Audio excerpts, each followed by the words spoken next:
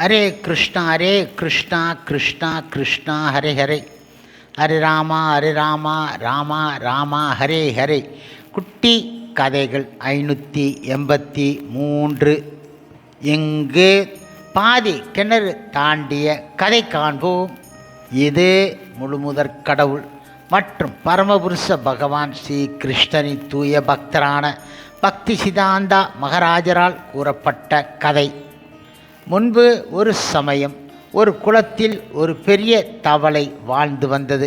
ஒரு நாள் அந்த தவளையின் குட்டி பெரிய குளத்திற்கு சென்று அரசனுடைய யானையை பார்த்துவிட்டு வந்துவிட்டது. அந்த குட்டி தவளை தன் தாய் தவளையிடம் வந்து கூறியது, அம்மா, இன்றைக்கு நான் மிக பெரிய மிருக ஒன்றை பார்த்துவிட்டு வந்தேன் என்றது. அதனை கேட்ட அந்த தாய் தவளை குட்டியிடம் கேட்டது, எவ்வளவு பெரிய மிருகம் பார்த்தாய் என கேட்டது. உங்களை விட மிக பெரியதாக ஒன்றை பார்த்தேன் என்றது.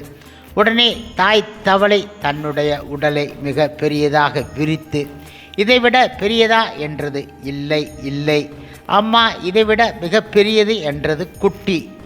திரும்பவும் அந்த தாய் தவளை உடலை மிக விரித்து, இந்த மாதிரியா என கேட்டது. குட்டி கூறியது, இதற்கும் மிக பெரியது என்றது. இந்த மாதிரி தாயும் குட்டியும் பேசி பேசி கடைசியில் தாய் தவளை பெரிய சப்தம் செய்து இறந்து விட்டது. இந்த கதை ஒரு வரட்டு தவளை கத்தி கத்தி சப்தம் செய்து அதனால் பாம்பின் வாயில் சிக்கிய கதையை தெளிவாக நினைவு ஊட்டுகின்றது. குறைந்த அளவே சாஸ்திரம் படித்தவன் ரொம்ப பேசுவான், நிறைகுணம் தழும்பாது, குறைகுணம் கூத்தாடும் என்பது பழமொழி.